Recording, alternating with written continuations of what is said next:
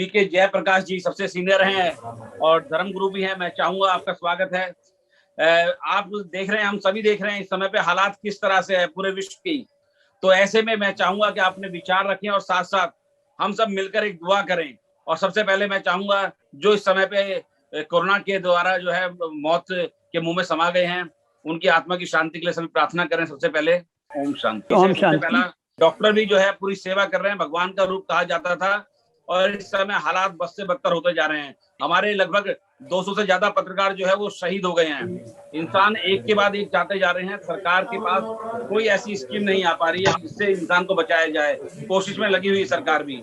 अब सबसे बड़ा सहारा हम सभी को सिर्फ ये है कि हम प्रभु की शरण में जाएं और मिलकर सामूहिक रूप से दुआ करें। ओम शांति। ये महामारी केवल भारत के लिए नहीं है, ये पूरे विश्व में छाई हुई है। तो क्यों नहीं हम विश्व शांति के लिए पहले दुआ करें। हमारे यहाँ प्राचीन परंपरा रही है कि विश्व शांति के लिए हम कहा करते हैं ओम शांति, अंतरिक्ष शांति, पृथ्वी शांति, तापय शांति, ओजय शांति, वनस्पति शांति, शांति देवा शांति, ब्रह्मा शांति, सर्व शांति, शांति देवा शांति, अंतरिक्ष शांति, ओम शांति शांति शांति। अर्थात भूलोक, अंतरिक्ष, पृथ्वी, जल, औषधि, बृहस्पति, संपूर्ण देवता, ब्रह्मा शांति, सर्वत्र शांति तथा जो वास्तविक शांति है वो सभी आत्माओं को प्राप्त हो। क्योंकि हमारा तो भारत क्या विश्व की आत्माओं के प्रति हमारी शुभ भावना है। हमारे यहाँ कहा गया है सर्वे भवन्तु सुखिना, सर्वे सन्तु निरामये, सर्वे भद्राणि पश्यन्तु माँ कश्चित् दुख भाग सवेत। अर्थात सभी सुखी हों, सब निरोगी हों, सब कल्याण हो और सभी के भाग्य में दुख का नाम निशान नहीं हो। ये हमारी आंतरिक मन की इच्छा है, कामना है। एक कहावत है कि दुआ और दवा, दवा शरीर के लिए और दुआ आत्मा के लिए। जो गए हैं उन सभी आत्माओं को हमारे मन की दुआएं, मन की जो हमारी दुआएं पहुंचे उनके पास में, ये हम चाहते हैं। आखिर एक बात है, दुआ लेना, दुआ करना, दो बातें हैं। हम दुआ, जिसके पास दुआ खजाना है वो दुआ कर सकता है। और दुआ का करने का भाव होता है कि हम जानते नहीं हैं जाति, धर्म, वर्ग, गरीब, अमीर, छोटा, बड़ा, अच्छा, कोई भी हो, हम सभी आत्माओं के प्रति अपने अंतर मन से चाहते हैं कि जैसे भी वो गए हैं, जहाँ भी गए हैं, उनका भविष्य अगला जन्म शांति से रहे। क्योंकि दुआएं निकलती है मन से, दुआएं आती है दिल की दुआ काम करती है। अगर हम कहीं रास्ते में होते हैं, कोई हमारा पड़ोस नहीं है, संबंधी नहीं है, कोई मित्र नहीं है और कोई एक्सीडेंट हो गया, वहाँ हम बच जाते हैं। ये दुआओं का कोई था जो बच गए हैं, कोई अपकर्म का फल था। श्रेष्ठ कर्म करने का जो फल है वो होते दुआएं। और श्रेष्ठ कर्म क्या होते हैं कि हम मनुष्य के प्रति निस्वार्थ भाव से, निष्पक्षता से हम सेवा करें। और तो और कर्मणा की बात में बहुत सेवा करने वाले हैं। हम उन व्यक्तियों को जो हमारे आसपास में हैं, वाणी के द्वारा तो शांति पहुंचे और मन के द्वारा उनके अंदर क्या है कि ये तो हमारे मन से, वाणी से, कर्म से, तीनों से उनको एहसास हो कि ये हमारा सहयोगी है। तो स्नेह, सहयोग, सहानुभूति, शुभ भावना, शुभकामना, ये सब हमारे अंतर मन की आवाज है और अंतर मन की आवाज पहुंचती है। हम अगर किसी को अपने मन की, संकल्प पहुंचाएं कि फलाना व्यक्ति अब वहां होगा, इसको हम कई कई बातें बोल देते हैं, लेकिन अगर मैं उस व्यक्ति को जानता नहीं हूं, देखा है, फेस देखा है, इमर्ज करता हूं फेस, तो मेरे सामने है परमात्मा, उसके मन को, उसके तन को निरोगी, मन को शांति प्रदान करें। संकल्प वो शक्ति है जहां पर कोई भी टावर काम नहीं करता है, वह संकल्प शक्ति काम करती है। तो हम आज ये संकल्प करते हैं कि वो आत्माएं जाने अनजाने में या समय या कुसमय पढ़ने से या कारण से या कारण से जिन्होंने भी ये भौतिक देह का त्याग किया है, वो आत्माएं यहाँ से जाने के पश्चात शांति से रहें और उनका भविष्य भी सुख शांति से संपन्न रहे। ये हमारी उनके प्रति दुआ है। और हम दुआओं का खजाना हमारे पास में है, तो हम दुआ सबका के लिए करते हैं, एक के लिए नहीं करते हैं। और वो दुआएं फलती फूलती हैं। बद्दुआएं और दुआएं दो बातें हैं। बद्दुआएं फूलती हैं, दुआएं फूलती हैं, लेकिन दुआएं फूलती हैं, बद्दुआएं फलती हैं। इसीलिए आज हम यहाँ पर सभी आत्माओं के प्रति शुभ भावना रखते हुए शुभकामना करते हैं। जैसे भी हैं, जहां पर भी गए हैं, वो अगला जन्म उनका सुख शांति संपन्न रहे। ओम शांति। ओम शांति। वाकई बहुत शानदार आपने बताया कि किस तरह से हमारी दुआ जो है वो काम करती है। और दुआओं के लिए जो है मुझे लगता है कि हमारे पत्रकार एनडीटीवी के जो है मुन्ने भारती जी वाकई मुझे लगता है बहुत अच्छे काम करते हैं, क्योंकि मानवता का मैंने कई उदाहरण देखे हैं। कहीं अगर रात को जाना पड़ता है किसी का इलाज के लिए भी, तो शायद ये अपनी मोटरसाइकिल उठा करके चल देते हैं। वाकई मुन्ने भारती भाई आपको सलाम है और आपके लिए दुआ है। और हम सब मिलकर के आज ये करते हैं दुआ कि पूरे विश्व के अंदर जो अशांति फैली हुई है, जो वातावरण बना हुआ है, जो हालात है, जो इस समय बीमारी हमारे यहाँ फैली हुई है, हम सब उससे निजात पाएं। बहुत शुक्रिया राजीव भाई। हालात बहुत नाजुक हैं और शुरुआत के वो 15 दिन मुझे याद हैं कि मैं रात सुबह 5 बजे सोता था। रात भर मेरे फ़ोन घंघनाते रहते थे। हर आदमी मेरी उम्मीद में मुझसे ये कोशिश करता था कि मैं उसकी उम्मीद में कामयाब हो जाऊं।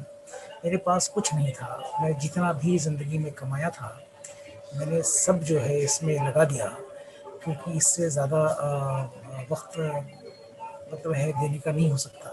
क्यों खुदा ने अगर यहाँ किसी को भेजा है और कोई आपसे मांगता है, तो वो आपकी ऊपर वाले ने आपको कुछ दिया है जो आप दे सकते हैं। और ऊपर वाला इस वक्त किसी की मदद करने जब आप मदद कर रहे हैं, तो वो आपको एक इनाम दे रहा है कि आप किसी की मदद कर रहे हैं। मुझे वो रात है कि 2:30 बजे रात में मुझे किसी का फ़ोन आया कि मैं गाज़ियाबाद, नोएडा, दिल्ली, हर जगह मैंने छान मारा, मुझे ऑक्सीजन सिलेंडर का किट नहीं मिल रहा है, मुझे मेरी मदद कीजिए, कहीं से आपका नंबर मिला है। 2:30 बजे रात में वो मेरे यहाँ फ़ोन किया कि मैं यहाँ पर कालिंदी कुछ पकड़ा हूँ। मैंने उनको कहा कि आप आ जाइए शाहीन बाग में। मैं फिर रात में हम तलाशते रहे, तलाशते करीब 1 घंटे के बाद मुझे वो मिला। और वो आदमी ऐसा बदहवास भाग रहा था कि उसे रास्ता नहीं मालूम था। मैं रोड तक लेकर गया, तो वो बुरे दिन मैं क्या बताऊं कि लफ्ज़ ही नहीं है। मनोहर कहानी के एडिटर पुष्पेश पंत जी, पुष्प जी जो है, मुझे खबर आई उर्दू अखबार के एडिटर राजेश शर्मा जी हैं, उनके यहाँ से उनके घर में 4 लोग जो है वो मर जाएंगे अगर 1 घंटे के अंदर कोई वहाँ नहीं पहुँचा। मैंने डीसीपी मीना साहब से बात की, साउथ ईस्ट के डीसीपी मीना से बात की। उन्होंने फ़ौरन एम्बुलेंस भेजा, लेकिन मुझे अफसोस है कि हमारे और उनकी पहल में शायद चंद घंटे या चंद मिनट का फ़र्क रहा होगा कि मनोहर कहानी के सीनियर एडिटर हमारे पुष्प जी नहीं बचे, क्योंकि 4 लोग उनके फैमिली में बच गए।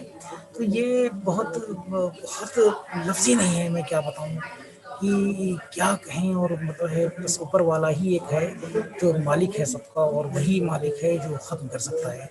दुनिया में किसी के पास कोई इलाज नहीं है, ना प्राइम मिनिस्टर के पास है, ना केजरीवाल के पास है, ना दुनिया में कोई ताकत है जिसके पास है। सिर्फ वो एक ही ताकत है जिसे परमात्मा कहते हैं, जिसे खुदा कह लीजिए, ईश्वर कह लीजिए, यीशु कह लीजिए। वही कि उसी का सच्चा दरबार है जो ख़त्म कर सकता है, और कुछ नहीं है, अपने पास भी नहीं है। मैं दिन भर रोज़ा रखता था, और दिन भर में मतलब है बात करते करते करते करते शाम 5 बजे मैं बेहाल होता था। मैं अपनी नौकरी भी करता था, क्योंकि इससे बुरे दिन हो नहीं सकते। मैंने मेरी उम्र पर 49 हो गए, 49 ईयर्स में ऐसे बुरे हालात नहीं देखे, और शायद कितने दिन जिंदा रहूंगा ये कह नहीं सकता मैं। लेकिन इस बुरे हाल में अगर हर आदमी ने पहल की, हर बच्चे ने, हर एक शख्स ने पहल की तो किसी की जिंदगी बचाई जाए। हर बच्चे ने, अगर उसको हर एक किसी के पास फोन गया है तो उसने कोशिश की है कि कुछ किया जाए, क्योंकि इससे बुरे दिन नहीं हो सकते। और मुझे बस अफसोस इस बात का है कि खुदा तो वही है, लेकिन अफसोस ये है कि हमारी सरकारों ने, चाहे वो केंद्र सरकार हो चाहे राज्य सरकार हो, सरकार किसी की भी हो, मैं किसी का नाम नहीं लेता, उन्होंने इंसानों के बारे में नहीं सोचा। उन्होंने मजाक समझा इंसान को, वरना आज लाशें जो है वो चील कौओं को नहीं खाते हुए नजर आती। हमें अफसोस है इस बात का। आज भी हम जो है, हमें सिर्फ नतमस्तक ऊपर वाले के ही दरबार में होना होगा, ऊपर वाले से ही निजात मिलेगी, और मुझे नहीं है। और बहुत सारे जो लोग मर गए, मैं उनकी दुआएं करता हूँ कि ऊपर वाला उनको बख्शे, उनकी फैमिली को हिम्मत दे, उनको ताकत दे कि वो इस बुरे हाल में खड़े हो सकें, अपनी रोजी रोटी के साथ जुड़ सकें।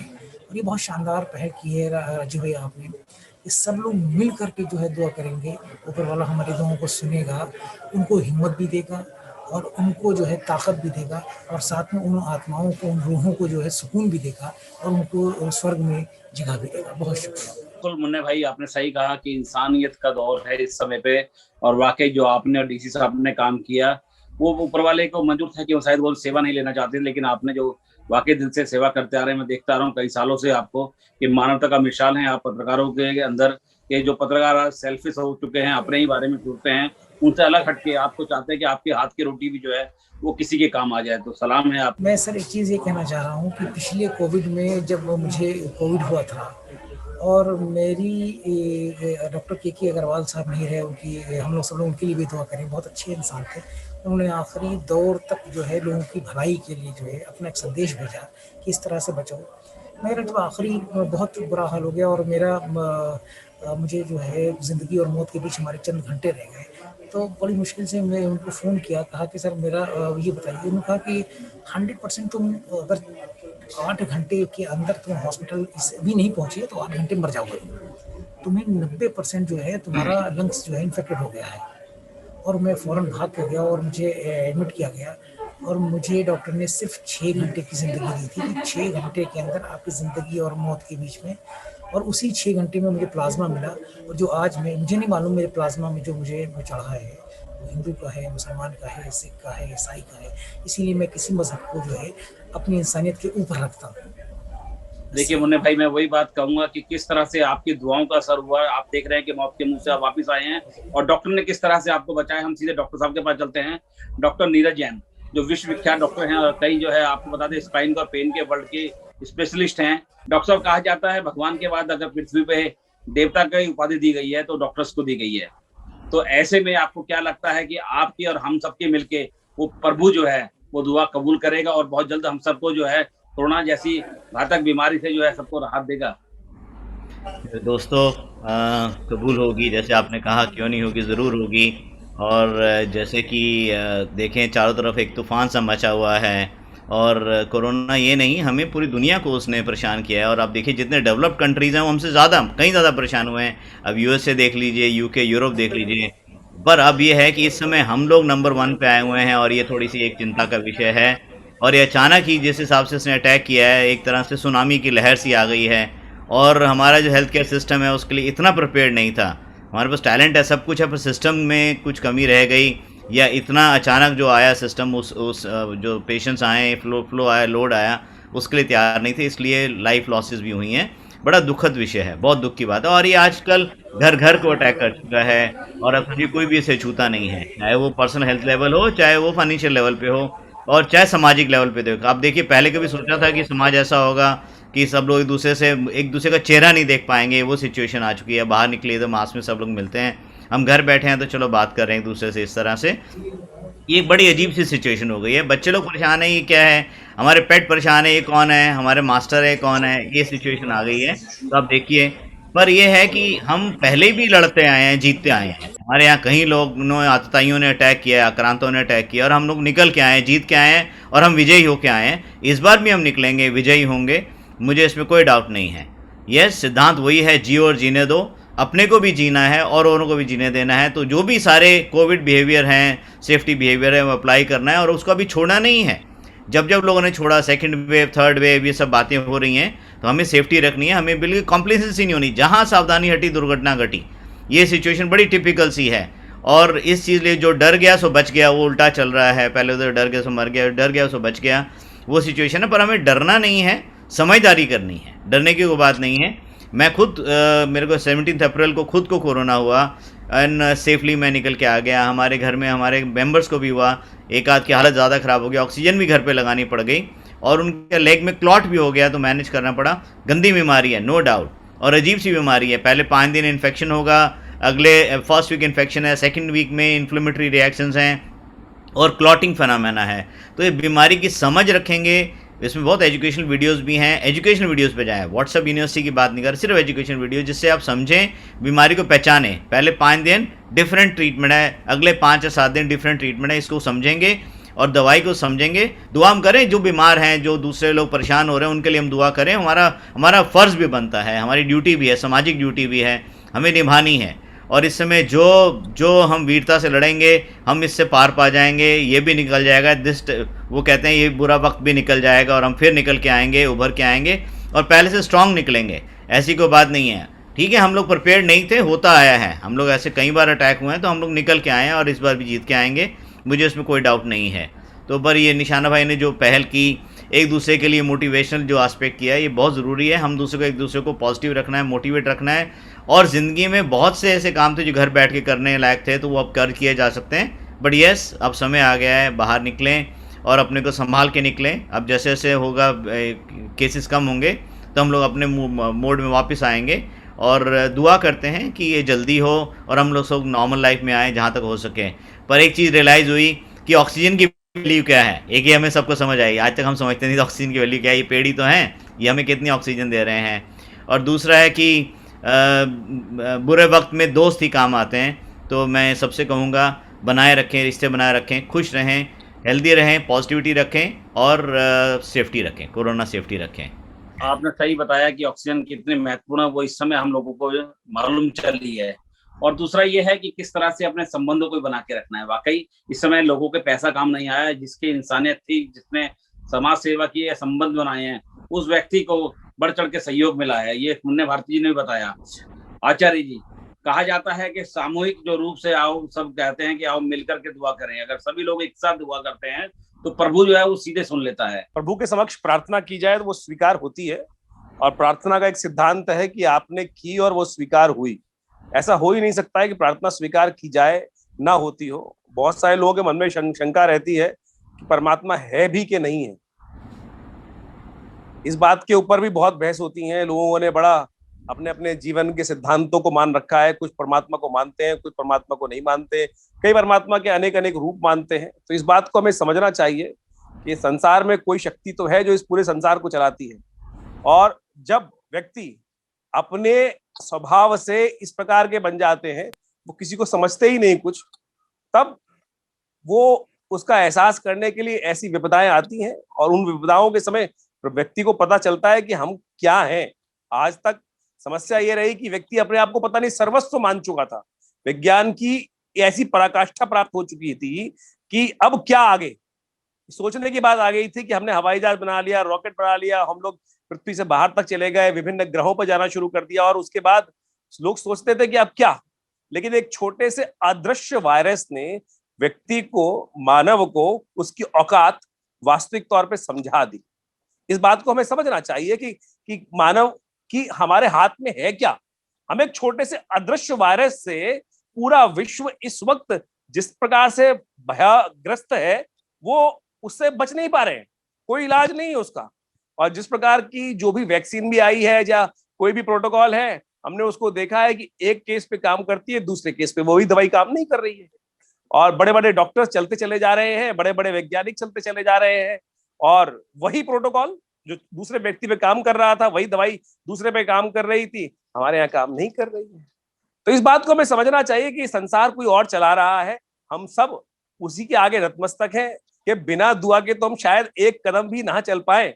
तो इस बात को हमें समझना चाहिए कि हम उसकी ही रहमो करम से चलते हैं। और शास्त्र में कहा गया है अवश्यमेव भोक्तव्यम कृतम कर्म शुभाशुभम, कि संसार में जिस व्यक्ति ने भी जो कर्म जिस प्रकार से किए हैं और वो कहीं छूटते नहीं है। व्यक्ति को लगता है कि मैंने देखा, कोई देख ही नहीं रहा है, इस वक्त तो सरकार देख नहीं रही है, पुलिस वाला देख नहीं रहा है। अरे वो ऊपर वाले की सहस्त्रों नजरें हैं और जिस प्रकार से वो एक एक किया गया कर्म दिखाई दे रहा है। तो इस बात को हमें समझना चाहिए। यदि ये ज्ञान हमें हो जाए तो वास्तविक तौर पे जीवन में कष्ट बहुत कम आए। लेकिन मानव है, हर व्यक्ति के द्वारा कहीं ना कहीं हर क्षण कुछ ना कुछ गलत हो रहा है, कुछ ना कुछ गलत हो रहा है। हम शुभ एक करते हैं, उसको गाते हैं और दिन के 23.5 घंटे, क्या मैं कहूँगा 24 घंटे के पूरे ही हमारे द्वारा अशुभ कहीं ना कहीं होता रहता है। इसीलिए जीवन में कष्ट आते हैं। हम पॉजिटिव कैसे बने? हमें पॉजिटिव बनने का क्या कोई महात्मा का आवरण लेने की जरूरत है, या डॉक्टर का आवरण लेने की जरूरत है, या टीचर का आवरण लेने की जरूरत है? उसका नहीं, किसी चीज की आवश्यकता नहीं है। जैसे है वैसे रहिए, लेकिन स्वाभाविक रहिए। अभी डॉक्टर साहब ने एक बहुत अच्छी बात बोली कि ये हमारे भारत का इतिहास है कि एक से एक बड़ी समस्याएं आई, एक से एक बड़े आक्रांता आए, एक से एक बड़ी विपदाएं आई और उन सबसे हमें निकले ये विश्वास हमें जगा के रखना है। और यदि ये विश्वास हम जगा के रख पाए, ये हमारे पूर्वा जो ग्रह है, यानी जो हमारे जीवन निकला है, हमारे पूर्वजों का जीवन निकला है, निष्कर्ष उसके निकल के आया है कि जीवन चलता रहेगा, जीवन चलता रहेगा, शाश्वत है जीवन का सिद्धांत। जीवन किसी के लिए नहीं रुका। राम आए चले गए लेकिन जीवन नहीं रुका, कृष्ण आए चले गए, यीशु आए चले गए, लेकिन जीवन चलता रहा। किसी के रुकने से, किसी के आने से, किसी के जाने से। तो ये कोरोना आया है, ये भी जाएगा, ये निश्चित शाश्वत नियम है। लेकिन हमें कैसे जीना है, इसके नियम हमें बनाने पड़ेंगे।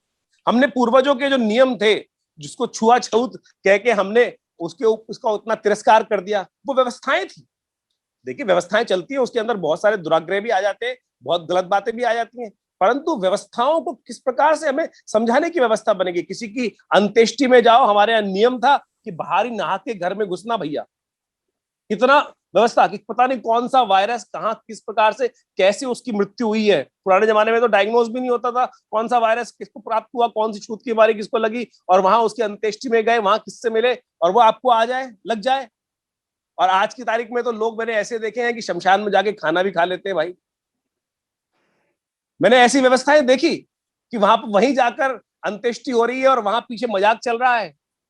और वहां पर लोग जो व्यवस्थाएं भारतीय संस्कृति में नहाने की, पवित्रीकरण करने की थी पूरी तरह से, यहाँ तक कि स्वच्छ कपड़े भी, आज वो समझ में आती होगी बहुत सारे लोगों को कि हमारी संस्कृति कहीं गलत नहीं थी। तो आज आवश्यकता है कि हम अपने अंदर विश्वास जगाएं। हमारे पूर्वजों ने ये सब नियम बनाने से पहले कहीं ना कहीं ये सब चीजें झेली थी, इस बात को मानिए, तभी ये नियम बनाए गए, ऐसे नहीं बनाए गए नियम। तो इस पर विश्वास करिए कि वो नियम बनाए गए तो उन्होंने कहीं ना कहीं जिए ना, कहीं ना कहीं किसी पीढ़ी में ऐसी समस्या रही होगी जिसके कारण से ये नियम बने। तो आज हम जो जी रहे हैं, इस बात को मान के चले कि जीवन चलेगा, निश्चित चलेगा, लेकिन उसके लिए आवश्यकता है हिम्मत ना हारने की। कोविड होता है लोगों को, बहुत सारे लोग इतने भयग्रस्त हो जाते हैं, इतनी नेगेटिव न्यूज सुन सुन के सूचनाएं सुन के आज हमारे जितने न्यूज चैनल्स हैं वो टीआरपी की रेटिंग में इस प्रकार से फंस गए हैं कि व्यक्ति, अच्छे वाले व्यक्ति को, मैंने ऐसे बहुत सारे लोग देखे। एक व्यक्ति ने मुझे फोन किया, जी हमारे पिताजी टीवी देखते रहते थे 24 घंटे और टीवी को देखते देखते उनका हार्ट फेल हो गया, ऐसी न्यूज सुन के। मैंने कहा कोरोना से गए थे क्या? बोला नहीं, कोरोना से नहीं गए थे, वो टीवी की न्यूज देख के चले गए। निशाना जी ये हो रहा है, बहुत सारे लोगों के बीच में हो रहा है कि ऐसी न्यूज देखी जाती है, लेना ना देना, परंतु जिस प्रकार की, तो कोशिश ये करें कि ऐसा वातावरण बनाने का प्रयास करें। हम सबके हाथ में, हम सबके अंदर। शास्त्र में कहा गया ना, साहित्य संगीत कला विहीना साक्षात पशु पुच्छ विषाणहीना। इस बात को समझाया गया था कि भैया कोई ना कोई कला अपने जीवन में रख लो, आज वो कलाएं काम आती। कि क्या लगता है कि हम लोगों को जो है सामूहिक रूप से, जैसे आज हम यहाँ पर आए हैं, पूजा कर रहे हैं, अर्चना कर रहे हैं, दुआ कर रहे हैं ऊपर वाले से कि कोरोना से राहत दे, तो हर व्यक्ति को घर के अंदर बैठ करके, इस समय एक आधार है कि घर में बैठने का पूरे परिवार के साथ, कि सब मिलकर अगर पूरे हमारा भारतवर्ष के हर परिवार जो है वो आज दुआ करे तो बहुत जल्दी कबूल हो जाएगी।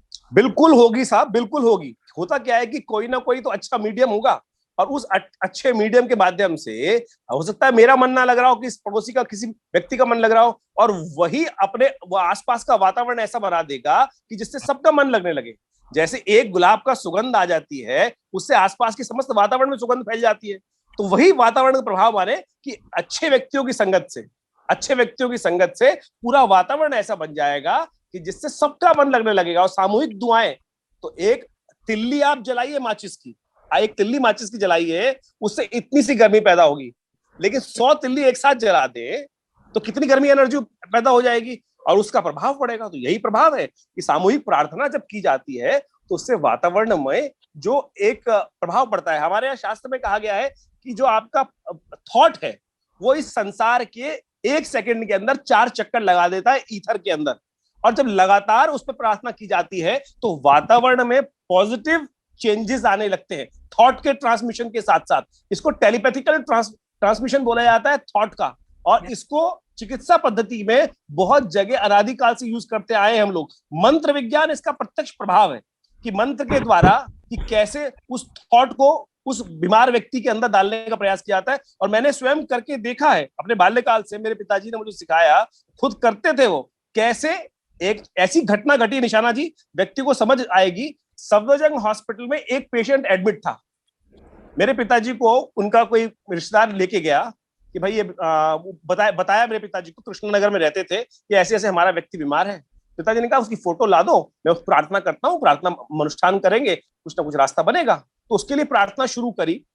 4-5 दिन बाद वो व्यक्ति ठीक हुआ, तो उसने कहा कि मेरा व्यक्ति ठीक हो गया आचार्य जी, गुरुजी आप चलिए साथ में। तो वो जबरदस्ती पिताजी को सफदरजंग हॉस्पिटल में ले गया।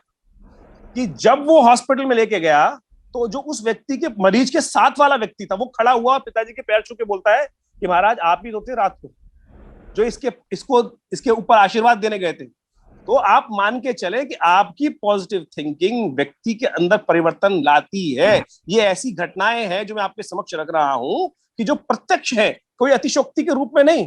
तो आप कोशिश ये करें, प्रार्थना बिल्कुल करें, प्रार्थना का चमत्कार होता है और प्रार्थना से अद्भुत रूप से चमत्कार होता है। बिल्कुल, प्रार्थना से अद्भुत चमत्कार। जी डॉक्टर साहब, क्या दुआ हमें चाहिए कि हमें इन्फेक्शन ना हो, और अगर हो भी जाए तो हम दवा करें और साथ में दुआ करें कि ठीक हो जाएं। और हम जो देख रहे हैं गंगा में हजारों लाशें बह रही हैं, ये सोचा नहीं था किसी ने 1 साल पहले।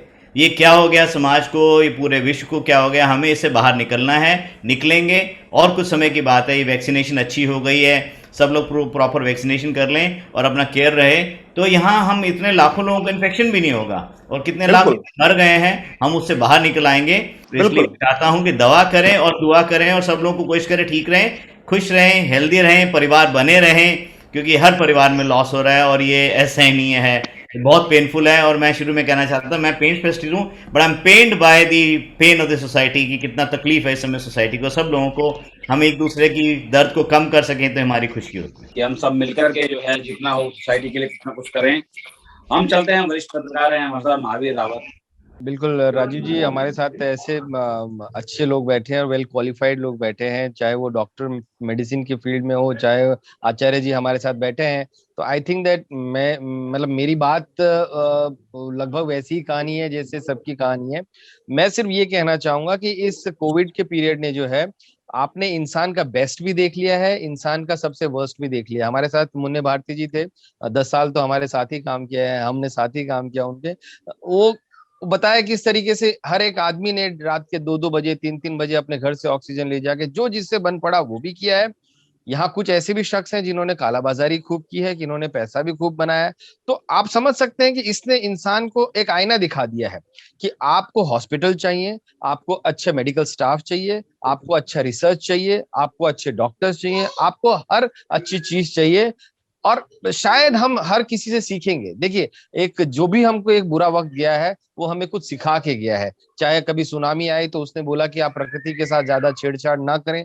कुछ भी चीज आया है हमें सिखा के गया है। मैं यहाँ पे ज्यादा कुछ नहीं बोलूंगा। हम उम्मीद करते हैं कि कम से कम हम यहाँ से जो है वो अच्छा सीख के जाएं। चाहे वो आयुर्वेद से है, आज लोग स्टीम ले रहे हैं, अपनी इम्यूनिटी बढ़ा रहे हैं। इम्यूनिटी एक दिन से नहीं बढ़ती है, अचानक आप अच्छी हैबिट नहीं लेना शुरू करते हैं। हम उम्मीद करते हैं पहले जैसे मैं खुद, आप जानते हैं, क्रिकेट खेलता हूँ, पहले हमें लगता था कि फिट लोगों को शायद ये कोरोना इतना इन्फेक्ट नहीं करेगा, क्योंकि वो तो फिट है, उनके लंग स्ट्रांग हैं, वो बैड हैबिट से दूर हैं।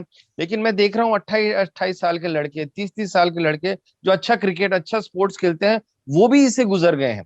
तो पेन आप किसी का पूरा नहीं कर सकते, पूरी सोसाइटी ने ये देखा है। बस हम उम्मीद ये करते हैं कि हम इससे कुछ सीखें, हमारी प्रायोरिटीज सेट करें, हम दोस्तों को ज्यादा तवज्जो दें, हम हॉस्पिटल्स को ज्यादा तवज्जो दें, हम ज्यादा से ज्यादा मेडिकल स्टाफ बनाएं। अब आपने देखा, जब जरूरत पड़ी तो हॉस्पिटल्स की कैसी किल्लत थी, जब जरूरत पड़ी तो ऑक्सीजन नहीं था। आज पॉजिटिविटी रेट गिर रहा है, डेथ रेट गिर रहे, डेथ संख्या गिर रही है, आज हॉस्पिटल खाली के खाली पड़े हैं। तो जब प्यास लगती है तब कुआं खोदें, या पहले से हम अपनी तैयारी रखें। यही तो हेल्थ सिस्टम है।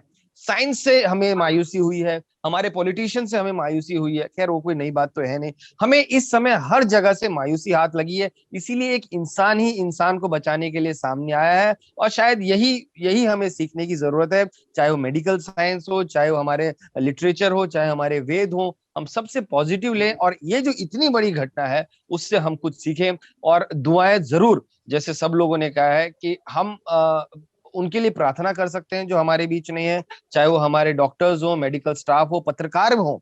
देखिए आज भी आप देख रहे हैं, इस समय भी लोग कोविड से बिना डरे हुए अपनी नौकरी कर रहे हैं, लोगों तक खबर पहुंचा रहे हैं। तो ये भी उनका भी एक ये योगदान है।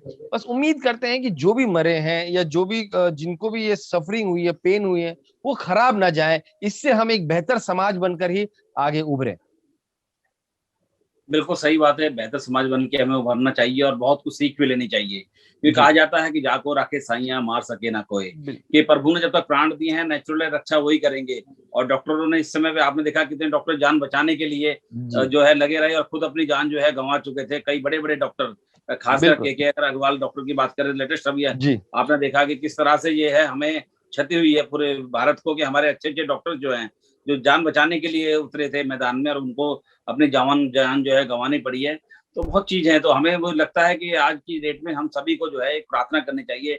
संदीप इस समय उत्तराखंड में हैं। संदीप, क्या कहना चाहेंगे? आज जो है प्रभु हम लोगों की कहीं ना कहीं जो है मन की आवाज को सुनेंगे। जी बिल्कुल बिल्कुल। मैं महावीर भाई से एक बात कहना चाहूंगा। महावीर भाई मेरी बात से एक बात से एग्री करेंगे कि कहीं आपको लगता है कि आपने कहीं ना दोस्ती में तो लोग साथ दे ही रहे हैं, हमारे पत्रकार लोग सब दोस्ती में साथ हैं। दूसरा ये कि काफी चीजें हैं जो क्या नाम है इस चीजों में साफ आती हैं, जैसे कि फिलहाल अभी पत्रकारिता को लेकर एक बड़ा प्रश्न अभी उठा है। काफी निशाना जी भी एग्री करेंगे, काफी हम डिबेट्स में साथ में जुड़े हैं, और बहुत सारे लोगों ने पत्रकारिता को लेकर काफी सवाल उठाए हैं, जैसे कि नेगेटिव रिपोर्टिंग। अभी आचार्य जी भी बोल रहे थे कि काफी नेगेटिव रिपोर्टिंग हो रही है। तो महावीर भाई, आप काले बाजार दवाइयों के बारे में काले बाजारी की बात कर रहे थे, तो आप ये मानेंगे कहीं कि पत्रकारिता में भी कहीं ना कहीं लापरवाही हो रही है, वो रिपोर्टिंग नहीं रही जैसे हम पहले करा करते थे? देखिए अब ये एक अलग डिबेट, क्योंकि देखिए हर पत्रकार, मैं उस विचारधारा का इंसान हूं जो भाई ये समझता है कि हर इंसान अच्छा ही पैदा होता है, हालात उसे खराब बनाते हैं। हर पत्रकार अच्छी रिपोर्टिंग करना चाहता है, हर पत्रकार जमीन से जुड़ी हुई चीज समाज के सामने लाना चाहता है। और जिस तरीके से हमारा मजाक समाज में उड़ाया जाता है, अब तो पहले लोग पुलिस का मजाक उड़ाते थे, अब लोग पत्रकारों का मजाक उड़ाते हैं फिल्मों में, सीरियल में। और हम ऐसे ही नैरेटिव से हमें बचना चाहिए कि हमें हमारा मजाक अब टीवी या इस पे कभी भी आप देखते हैं कि ब्रेकिंग न्यूज, ये तो ये धीरे धीरे 5 साल बाद ना बच्चा यही सीखता है, देखिए ये लोग पत्रकार आ गए, ये इसी तरीके के पत्रकार है। खैर वो भी किसी के ऑर्डर पे ही काम करते हैं। लेकिन इस समय में भी देखिए अब पत्रकारिता 2 तरीके की हो गई है कि आप लोगों को पॉजिटिव न्यूज दें, जैसे हमारे डॉक्टर साहब कह रहे थे कि एजुकेशनल वीडियोस हैं, वो भी हमने देखा कि व्हाट्सएप सोशल मीडिया के जरिए हमारे सामने आए। लेकिन साथ ही साथ अगर गंगा में लाशें बह रही हैं तो वो दिखाना भी हमारा काम है। अगर शहरों में नहीं होके अब गांव में जा रहे हैं, तो आप देखिए अच्छे अच्छे बड़े बड़े मीडिया गांव के खाक छान रहे हैं। स्थान जो है वो कम से कम, मेरी ये दुआ है कि यहाँ से कुछ सीखे कि हमारी प्रायोरिटीज क्या है, हमें जो है समाज को क्या देने हैं। हमें समाज में डॉक्टर्स चाहिए, हमें समाज में हॉस्पिटल चाहिए, और हॉस्पिटल रेडी चाहिए कि भाई कोई बीमार आए तो रेडी हो। आज आप देख रहे हैं पटना में, यूपी में, कर्नाटक में अब ऑक्सीजन प्लांट लगा के क्या करेंगे? हम उन परिवारों को क्या जवाब देंगे जिनके परिवार हॉस्पिटल दवाई की कमी से मरे हैं? तो हम उनको दिल्ली क्या में हम एज अ सोसाइटी फेल हुए हैं। तो बस मेरी ये उम्मीद है कि हम सीखें और यहाँ से अपनी प्रायोरिटी सेट करें। और एक जैसे कि जब दूध हिलता है उसमें एक चर्निंग होती है, वहां से बटर या मलाई निकलती है। हम एक बेटर समाज बन के ऊपर निकले यहाँ से। बिल्कुल बेटर समाज बन के उभरे। एक और बहुत बड़ी बात आती है यहाँ पर, महावीर जी आपको बताऊं कि हमारे यहाँ कहा जाता है कि वोटर जो है ना वो शॉर्ट मेमोरी होता है, वो आज याद रखेगा, लेकिन जिस समय वोटिंग का हमारे पास अधिकार, सबसे ज्यादा पावर जो आती है ना एक व्यक्ति के अंदर, वो वोटिंग के समय आती है। और राजीव भाई, आपसे और हमसे अच्छा ये पॉलिटिकल बड़ा पार्टीज अफसोस भी है। जानती है, ये आपसे और हमसे अच्छा पॉलिटिकल पार्टीज जानती हैं। और उनको चिंता आपकी और हमारी नहीं है, उनको चिंता अभी चुनाव की है, खासकर उन राज्यों में जिनका चुनाव अभी 1 साल के भीतर है। तो वो जो यादें ताजा हैं वहां, खैर वो एक अलग टॉपिक है, हम उसमें ये जाना भी नहीं चाहते हैं, वो एक अलग बात है। बस हमारी दुआएं उन लोगों के साथ हैं जिन्होंने अपने किसी व्यक्ति को खोया है। और क्योंकि देखिए ये सब तो चलता रहेगा, जैसे कि the show must go on, लेकिन द शो उसी के लिए जाता है जो जिंदा रहता है। बाकी के लिए जो गुजर चुका है उसके लिए शो खत्म हो चुका है। और कहीं ना कहीं ऐसा समाज, हमारी ये जिम्मेदारी है कि हम उन लोगों को वो चीज नहीं दे पाए। देखिए कोई अगर अचानक किसी की मौत होती है, मौत किसी के हाथ में नहीं होती है, लेकिन जब कोई इलाज के लिए तड़प के मर जाए तो ये समाज एज ए सोसाइटी हम फेल हुए कि हम उसे वो इलाज नहीं दे पाए। क्योंकि ना बिल्कुल आपकी बात सही है, हाथ बढ़ाएं और फेल सबकी हुए मदद करें। बिल्कुल हाथ बढ़ाना है हमको और एक मदद करनी है। रवि आनंद, आपको आवाज आ रही है? रवि क्या कहेंगे, आज की जो दुआ है हम लोगों की, कि वो कहीं ना कहीं प्रभु जो है आज अंतर्मन से हमारी दुआ को सुन रहा होगा। आप मेरी आवाज सुन पा रहे हैं? जी हाँ रवि, मेरी ओके। पहली बात तो मैं ये कहूँगा निशाना जी, आपका बहुत बहुत शुक्रिया कि आपने मुझे इस मीटिंग में आमंत्रित किया। दूसरा, इतने विद्वान भाई बैठे हुए, इतने पत्रकार बैठे हुए, इतने सब विद्वान लोग बैठे हुए हैं, इन्होंने सब कुछ कह दिया, मेरे पास कुछ बचा ही नहीं है कुछ कहने के लिए। बस मैं इतना कहूँगा कि हर इंसान की जो एक सोच है वो ये होनी चाहिए कि हम सबकी मदद करें, मदद के लिए हाथ बढ़ाएं, किसी को नुकसान ना हो, उस नुकसान की भरपाई जल्द से जल्द हम करें। और जो लोग इस दुनिया से जा चुके हैं उनकी आत्मा के लिए हम दुआएं करें, उनके लिए शांति का पाठ करें। और हमारी सरकारों को या किसी को भी आप मान लीजिए, जो इस वक्त जो हालात हैं वो इतने नाजुक हैं कि लोग इस तरह से मर रहे हैं कि हम जब हम टीवी पर देखते हैं तो इतना दुख होता है अंदर से, इतना पेन होता है कि हम जितना कर पा रहे हैं उतना तो हम करते ही हैं, लेकिन उससे ज़्यादा क्यों नहीं कर पा रहे। और सबसे बड़ी बात है कि मैं थैंक्सफुल हूँ अपने डॉक्टर्स का, अपने मेडिकल स्टाफ का, अपने 4th क्लास के लोगों का, निशाना भाई आप जैसे बहुत बड़े सोशल वर्कर का, आप जैसे इंसानों का अगर आप लोग हैं तो ये समाज भी है। मैं ये समझता हूँ, मेरी अपनी ये सोच है। अगर आप जैसे लोग नहीं है निशाना भाई तो बड़ा मुश्किल है समाज में सरवाइव करना। और जो इस वक्त सरवाइव कर लेगा मे बी वो जीता हुआ अपने पल को आगे जिएगा। तो सबकी फैमिली एक जैसी है। बिल्कुल, जो जयप्रकाश जी, एक सामूहिक रूप से एक ऐसा माध्यम कि हम किस तरह से प्रभु को मना सकते हैं और एक कोरोना महामारी से दूर हम करवा सकते हैं। ऐसा है कि हम सभी मिलकर के जिसका तरीका जो है, चाहे योग का है, मेडिटेशन का है, ध्यान का है, प्रार्थना का है, या उनके द्वारा जो भी अलग अलग इसका जो तो तरीका है, सभी धर्म, वर्ग और संप्रदाय जो भी है अपने अपने हिसाब से उन गई हुई आत्माओं के प्रति संवेदना मन से दुआ करें कि परमात्मा उनकी आत्मा को शांति प्रदान करे। इसमें हमारे यहाँ मेडिटेशन में हम बैठते हैं तो हम इकट्ठा बैठ कर के ही संगठन में बैठते हैं और भोग लगाते हैं कि उनकी आत्मा को भोग स्वीकार हो और शांति की प्राप्ति हो। और हम तो जो भी हमारे प्रोग्राम चलते हैं रोजाना, अभी भी सवेरे भी हम संगठन में, भले ही आजकल क्लासेस नहीं आ रही हैं, आजकल नहीं आ रहे हैं विजिटर्स, फिर भी हम जूम पर भी ये कार्य कर सकते हैं और करेंगे कि जो भी आत्माएं जो गई हैं काढ़ने अकाढ़ने किसी भी है, उनके प्रति हमारा मन से दिल से शुभ भावनाएं उनके पास जाएं कि उनकी आत्म शांति महसूस आए। बिल्कुल यही उम्मीद है कि हम जो है सबकी दुआएं जो है प्रभु कबूल करें। अब अंत में आचार्य किस तरह से एक मंत्र के साथ इस आज की जो हमारी आओ मिलकर दुआ करें, कौन सा ऐसा मंत्र बोलेंगे प्रभु जो है सभी की दुआ कबूल करें और कोरोना जैसी महामारी से हम सभी को जो है मुक्ति मिले। सबसे पहले जो दिवंगत आत्माएं हैं उनकी आत्म शांति के लिए 3 बार ओम का उच्चारण करें सब लोग मिलकर, अपने अपने अनुसार अपने धर्म के अनुसार से कुछ देर मौन रहकर उनकी दिवंगत आत्माओं की शांति के लिए ओमकार का उच्चारण करें।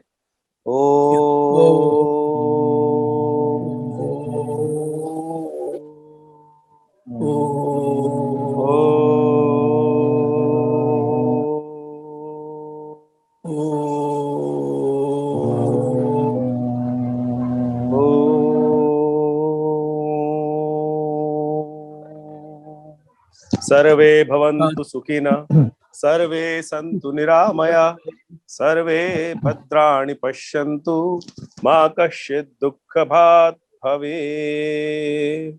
ओम द्यौः शान्तिरन्तरिक्षं शान्ति, पृथिवी शान्तिरापः शान्तिरोषधयः, शान्तिः वनस्पतयः, शान्तिर्विश्वे देवाः, शान्ति ब्रह्म शान्तिः, सर्वगुं शान्तिः, शान्तिरेव शान्तिः, सा मा शान्तिरेधि, सुशान्तिर्भवतु, सर्वारिष्ट शान्तिर्भवतु।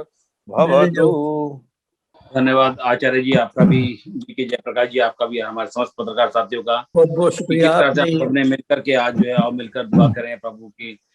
आज हमने प्रभु के चरणों में अपनी दुआ लगाई और मुझे लगता है कि प्रभु जो है हम सभी की दुआओं को कबूल करेंगे और कोरोना जैसी महामारी से हमें जल्दी। धन्यवाद, नमस्कार। नमस्कार।